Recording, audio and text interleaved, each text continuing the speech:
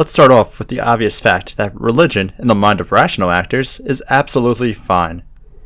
The problem occurs when irrational, delusional, paranoid, angry, and hateful people become religious. If you're unable to change your mind when presented with new evidence, for example, evolution, human rights, etc., then you are put under the irrational and delusional category. Let's quickly discuss the positives of religion. Religious people were more easily able to come together to stand up for equal rights, like Martin Luther King. It allows people to socialize as a group, to ease your mind in some cases. Studies show that religious people tend to be less stressed and heal a little better than their non-religious counterparts. And it brings a great supply of charity to those desperately in need of it. The question becomes now, is all that possible only with religion? Well, no. People who are not religious, or people of mixed religions, come together all the time to help make a positive change. Same goes with socializing, whether it's about sports, TVs, movies, physical activities, books, music, and so on. Studies do show that religious people tend to be less stressed and heal quicker when sick, but at similar rates as people who do yoga or meditate regularly. Simply put, your mind is a very powerful weapon when it comes to making you healthy, and there are many activities other than religion that helps you with that. Finally, with charity.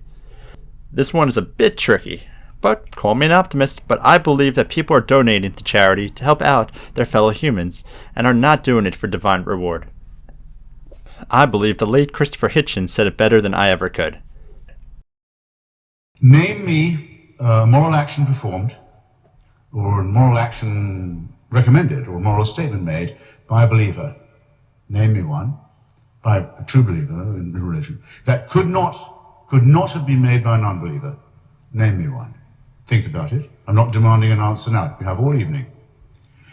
However, you won't need all evening for my corollary question. Name me a wicked statement, or a stupid or evil statement made, or stupid or evil action performed by someone claiming God's permission to do so.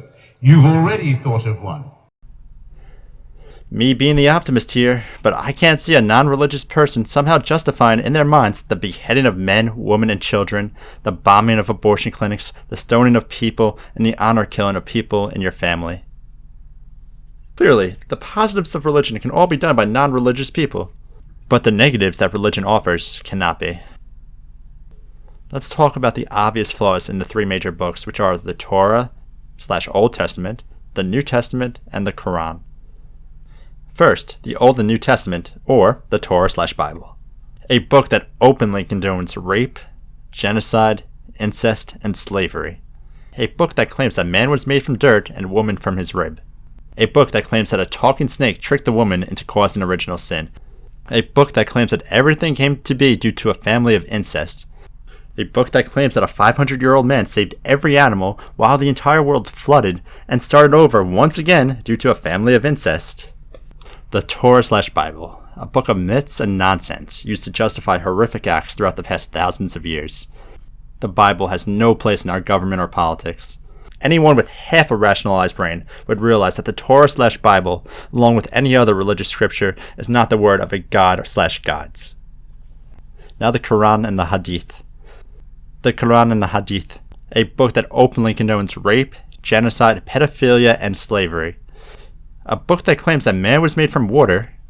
A book that claims that God chose an illiterate man to be his preacher, and that the illiterate man rode on a flying horse into the sky to talk to God.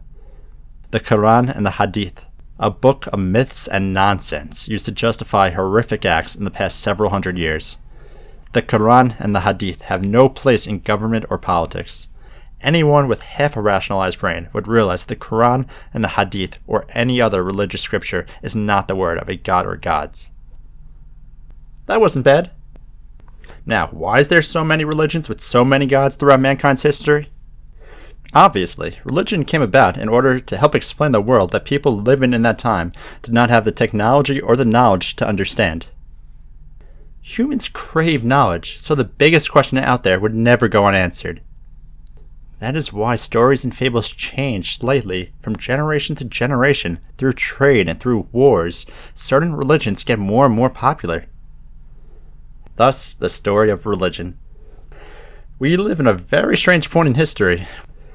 Right now, we have people on Earth who are communicating at the speed of light and getting prepared to travel to distant planets, while we have other people who are literally stoning witches and dancing in hopes of changing the weather. We have people today who would be more comfortable living 1,000 years ago, and other people we have would fit in better 1,000 years from now. It's just strange. The world we live in today will be remembered as the past and the future colliding.